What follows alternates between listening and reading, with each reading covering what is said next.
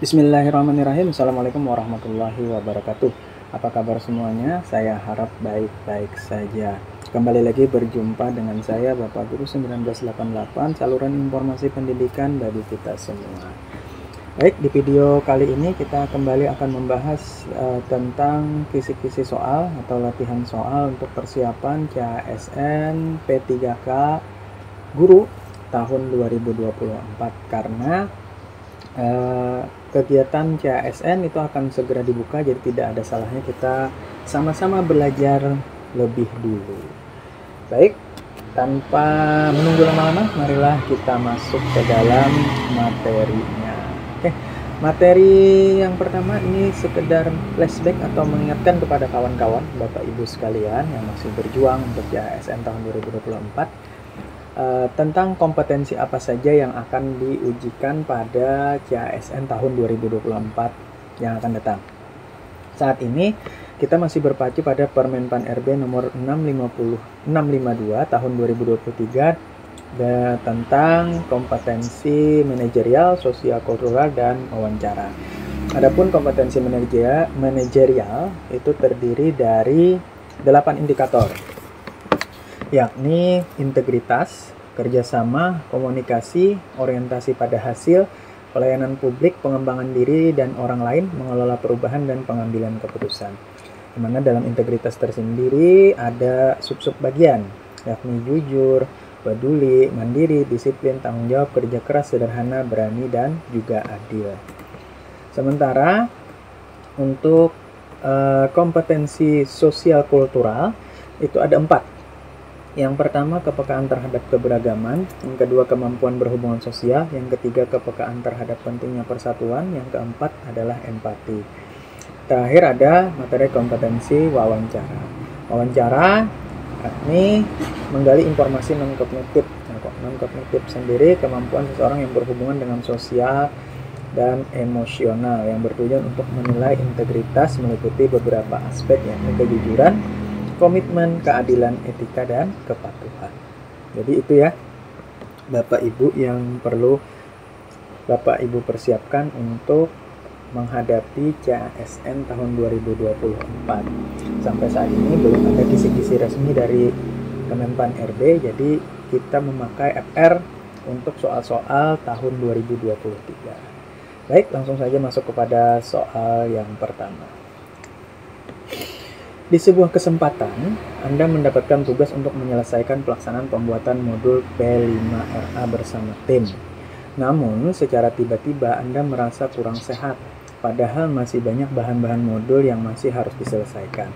Rekan kerja Anda menawarkan diri untuk membantu menggantikan Anda menyelesaikan modul tersebut. Sementara Anda tahu, rekan kerja Anda juga memiliki tugas lain yang tidak kalah penting. Hal yang sebaiknya Anda lakukan adalah bisa di pause dulu, kemudian dipilih jawaban yang menurut rekan-rekan Bapak Ibu sekalian yang benar, baru kita lanjut kepada pembahasannya.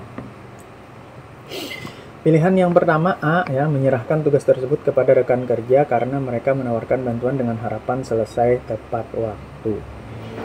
B, tetap berkomitmen menyelesaikan tugas meskipun dikerjakan dari rumah. C, meninggalkan tugas tersebut sementara waktu sampai kondisi Anda kembali pulih. D, tetap berkomitmen menyelesaikan tugas meskipun di luar deadline yang ditentukan. Jadi mari kita lihat jawaban yang menurut saya nilainya paling tinggi. Kalau saya memilih B, ya, tetap berkomitmen menyelesaikan tugas meskipun dikerjakan di rumah. Kenapa tidak A, menyerahkan tugas tersebut kepada rekan kerja karena mereka menawarkan bantuan dengan harapan selesai tepat waktu? Di sini kata kuncinya kita tahu ya bahwa mereka juga memiliki tugas lain yang tidak kalah penting. Jadi artinya tugas kita dan tugas dia itu sama pentingnya, balance. Artinya jika kita menyerahkan tugas tersebut kepada kawan kita, membebankan kerja lebih banyak kepada rekan kerja, dan tentu saja kita dinilai mempunyai tingkat kinerja yang kurang. Kemudian yang C, meninggalkan tugas tersebut sementara waktu sampai kondisi Anda kembali pulih. Ini sudah pasti tidak mungkin, ya, karena pastinya akan memakan waktu yang lama, terbuang sia-sia waktu kita. Meskipun pada saat itu kondisi kita memang tidak memungkinkan, masih ada jalan lain, yakni tetap bisa mengerjakannya di rumah. D. Tetap berkomitmen menyelesaikan tugas meskipun di luar deadline yang ditentukan terlambat. Jadi memang keempat jawaban ini sudah bagus, benar, tapi yang mempunyai nilai paling tinggi menurut saya adalah B. Tetap berkomitmen menyelesaikan tugas meskipun dikerjakan dari rumah. Artinya integritas kita terhadap tugas itu sangat baik, ya, meskipun kita mengerjakannya di rumah, tapi komitmen kita adalah menyelesaikan tugas yang diberikan hingga bisa digunakan tepat waktu. Kalau ada jawaban yang lain silahkan tulis di kolom komentar beserta alasannya. Soal nomor 2. Sebagai seorang guru, selama ini Anda menggunakan metode ceramah saat Anda mengajar. Namun kebanyakan dari peserta didik ternyata mampu memahami pelajaran yang Anda sampaikan dengan baik. Di sisi lain, kita tahu metode tersebut menyebabkan kelas kita tidak aktif atau dalam keadaan pasif. Karena pembelajaran itu hanya berada pada komunikasi satu arah. Untuk meningkatkan pembelajaran menjadi lebih aktif di kelas, yang harus Anda lakukan adalah A. Tetap menggunakan metode ceramah namun ditambah dengan sesi tanya jawab agar ada komunikasi dua arah. B. Mencoba menggunakan metode lain jika memang peserta didik menghendakinya. C. Menggunakan metode lain yang mampu menghadirkan komunikasi dua arah dan metode tersebut sudah Anda pahami dan pelajari. D. Tetap menggunakan metode ceramah dengan konsisten karena peserta didik sudah terbiasa dan mudah paham. Jadi silahkan dijawab Bapak Ibu yang mana yang menjadi jawaban yang tepat menurut Bapak Ibu atau rekan-rekan sekalian. Kalau saya di sini memilih C, ya, menggunakan metode lain yang mampu menghadirkan komunikasi dua arah dan metode tersebut sudah Anda pahami dan pelajari. Kenapa saya tidak memilih A? Yang pertama, di sini kata kuncinya adalah meningkatkan pembelajaran. Arti meningkatkan itu artinya kita memberikan sentuhan sesuatu yang baru, metode baru atau model pembelajaran yang baru. Jadi meskipun pada saat itu masih ceramah dengan sesi tanya jawab, ada komunikasi dua arah, tapi pada saat penjelasan kita menjelaskan di kelas itu keadaan masih dalam keadaan yang pasif, hanya terjadi pada saat sesi tanya jawab. Jadi tidak ada perkembangan, ya. Perkembangan yang signifikan maksudnya. Kemudian B. Mencoba menggunakan metode lain jika memang peserta didik menghendakinya. Artinya yang ingin meningkatkan pembelajaran bukan kita, tapi peserta didik. Ini jelas sudah jawaban yang mungkin nilainya paling rendah di antara keempat jawaban. Kemudian yang D. Tetap menggunakan metode ceramah dengan konsisten karena peserta didik sudah terbiasa dan mudah dipahami. Ini sudah kita lihat di kata kuncinya yakni meningkatkan, ya, yakni meningkatkan pembelajaran. Yang paling tepat adalah kita menggunakan metode lain yang dapat menghadirkan komunikasi dua arah. Namun metode tersebut sudah kita pahami dan juga kita pelajari. Menurut saya itu adalah jawaban yang paling tepat atau yang paling tinggi nilainya di soal ini. Lanjut. Soal nomor 3, Anda menerima laporan dari rekan kerja Anda yang masih menjadi guru baru di madrasah Anda. Ini guru baru nih, di mana ada beberapa peserta didik yang mengolok-olok cara berbicaranya karena berasal dari luar pulau. Dirinya merasa tidak dihargai. Sebagai rekan kerja yang sudah lebih mengenal peserta didik, tindakan kita adalah A. Mengatakan bahwa kita harus memaklumi peserta didik karena masih muda. B. Meminta rekan kerja tersebut untuk bersabar dan menahan emosinya. C. Berdiskusi bersama untuk menentukan tindakan disiplin seperti apa yang akan digunakan dan tetap sama-sama bersabar. D. Langsung memberikan peringatan dan memarahi peserta didik karena tidak pantas dilakukan. Mungkin dari 4 jawaban ini rekan-rekan dan Bapak Ibu sudah tahu mana yang terbaik, karena semuanya ini ada actionnya, tapi yang paling bijaksana, yang paling tepat menurut saya adalah C. Jadi berdiskusi dulu, kemudian menentukan bagaimana tindakan yang akan diambil agar anak-anak atau peserta didik tidak lagi mengolok-olok, dan kita tetap sabar ya dalam menghadapi peserta didik kita. Kenapa tidak mengatakan bahwa kita harus memaklumi peserta didik karena masih muda? Artinya itu tidak ada output dari laporan yang disampaikan oleh rekan kerja Anda. Kalau kita terus memakluminya, maka tradisi mengolok-olok itu akan tetap ada. Kemudian yang B, meminta rekan kerja tersebut untuk bersabar dan menahan emosinya. Hampir sama dengan A ya, memaklumi, cuma ini lebih halus. Ya, menahan sabar dan menahan emosi artinya ya sama-sama memaklumi juga. Jadi tidak mungkin ada tindakan kepada peserta didik tadi. Kemudian C, langsung memberikan peringatan dan memarahi peserta didik karena itu tidak pantas dilakukan. Nah, ini juga merupakan tindakan yang terlalu tergesa-gesa. Artinya jika kita mengambil tindakan atau langsung memberikan arahan memarahi siswa atau peserta didik, itu kurang tepat menurut saya sebagai seorang guru. Yang paling tepat menurut saya adalah yang C, berdiskusi bersama untuk menentukan tindakan disiplin seperti apa yang akan digunakan dan tetap sama-sama bersabar. Yang keempat,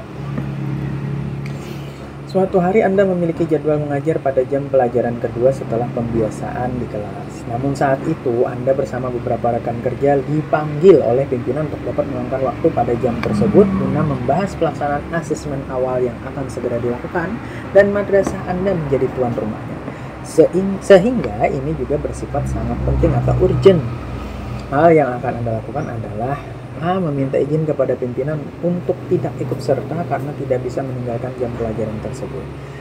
B, menolak secara halus dan mengingatkan pimpinan bahwa pengawas akan datang dan kelas tidak bisa ditinggalkan. C, menyetujui arahan pimpinan untuk ikut serta dalam rapat tersebut dan memohon izin untuk meninggalkan kelas serta berjanji akan menggantinya di lain kesempatan. D, langsung masuk ke kelas sebentar, memberikan materi dan tugas kepada siswa dan mengatakan kepada pimpinan akan terlambat masuk ruang rapat. Nah, ini agak sedikit sulit ya Bapak Ibu ya. Tapi kita coba bahas bersama-sama. Yang saya pilih di antara 4 pilihan itu adalah C, menyetujui arahan pimpinan untuk ikut serta dalam rapat tersebut dan memohon izin untuk meninggalkan kelas serta berjanji akan menggantinya di lain kesempatan. Kenapa tidak A, meminta izin kepada pimpinan untuk tidak ikut serta karena tidak bisa meninggalkan jam pelajaran tersebut? Di sini kata kuncinya adalah bersifat sangat penting. Artinya tanpa Anda, maka pelaksanaan asesmen yang sifatnya sangat penting tersebut mungkin tidak bisa dilaksanakan. Jadi ini saya eliminasi saja. Yang B, menolak secara halus dan mengingatkan pimpinan bahwa pengawas akan datang dan kelas tidak bisa ditinggalkan. Wah, ini sama saja sih dengan A ya. Tapi menolak secara halus dan bahkan kita mengingatkan pimpinan pengawas akan datang dan kelas tidak bisa ditinggalkan. Siapa tahu pengawas melihat persiapan asesmen kita yang menjadi tuan rumah itu sudah sangat siap ya, sudah sangat siap. Jadi pengawas itu tidak mesti dia langsung mendatangi kelas atau langsung melihat kinerja kita di kelas. Kita tidak tahu, yang pasti tidak mungkin pengawas itu datang kemudian langsung masuk ke kelas. Jadi asesmen awal ini kita tahu juga merupakan perintah langsung dari atasan dari madrasah kita untuk dilaksanakan, dan ini sifatnya juga penting.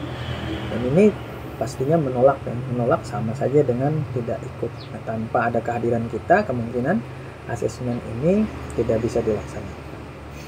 Kemudian langsung masuk kelas sebentar, memberikan materi dan tugas kepada siswa dan mengatakan kepada pimpinan akan terlambat masuk ruang rapat. Nah, keterlambatan kita itu kita tidak tahu apakah ada sesuatu hal yang penting yang dibicarakan pada saat kita tidak ada di situ.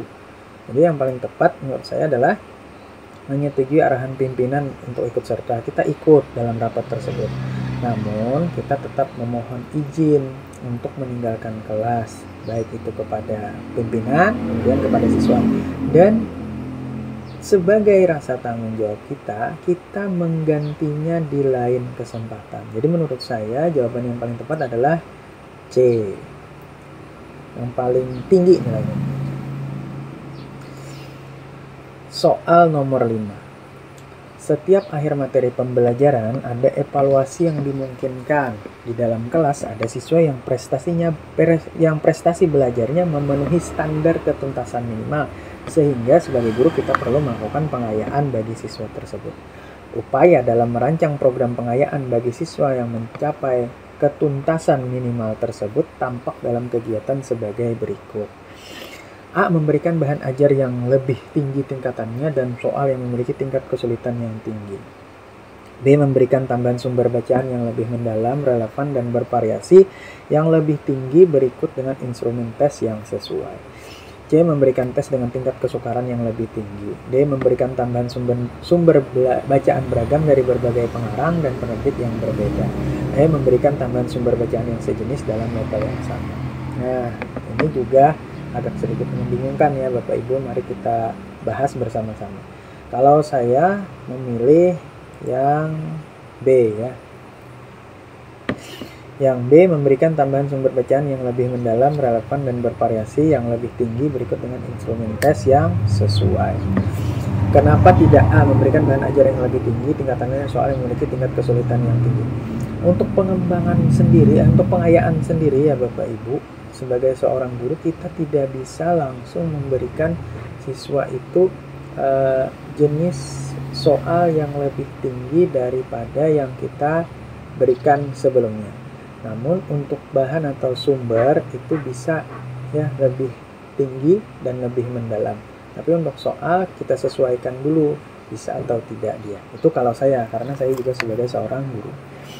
Yang C, kenapa tidak C memberikan tes dengan tingkat kesukaran yang lebih tinggi? Ini dia tidak dapat bahan bacaan atau bahan yang bisa menjadi referensi dia, langsung kita berikan tes. Ini saya rasa kurang tepat. Kemudian D memberikan tambahan sumber bacaan beragam dari berbagai pengarang dan penerbit yang berbeda. Ini berarti bukan pengayaan, tapi hanya memberikan sumber bacaan yang sama, tapi dari pengarang yang berbeda. Jadi levelnya sama saja. Yang E juga memberikan tambahan sumber bacaan yang sejenis dalam level yang sama saja dengan D. Jadi yang menurut saya yang paling tepat adalah kita memberikan tambahan sumber belajar bacaan yang lebih mendalam dan relevan juga serta bervariasi meskipun tingkatannya lebih tinggi. Cuma untuk instrumen tesnya kita sesuaikan apakah bisa atau tidak siswa kita untuk menyelesaikan tes yang kita berikan, sehingga pengayaan itu akan berjalan dengan efisien. Baik, sudah hampir 20 menit. Saya rasa untuk pembelajaran atau pembahasan kita saya cukupkan sampai di sini. Terima kasih sudah mengklik video ini. Kalau berkenan tolong di subscribe, kemudian di like dan di komen. Dan jika dirasa video saya bermanfaat boleh di share kepada Bapak Ibu. Oh ya, nanti juga saya akan memberikan tip dan triks bagaimana menjawab moderasi beragama dengan baik yang mampu mendapatkan nilai tinggi. Pada saat itu saya mendapatkan nilai tertinggi pada sesi kedua di tahun 2023. Ya, rata-rata kawan-kawan saya mendapatkan nilai 100, 110, saya berhasil mencapai skor 140 dengan menggunakan trik-trik tersebut. Nanti di video selanjutnya akan saya sampaikan. Terima kasih. Salah hilaf mohon maaf. Wabillahi taufiq wal hidayah. Assalamualaikum warahmatullahi wabarakatuh.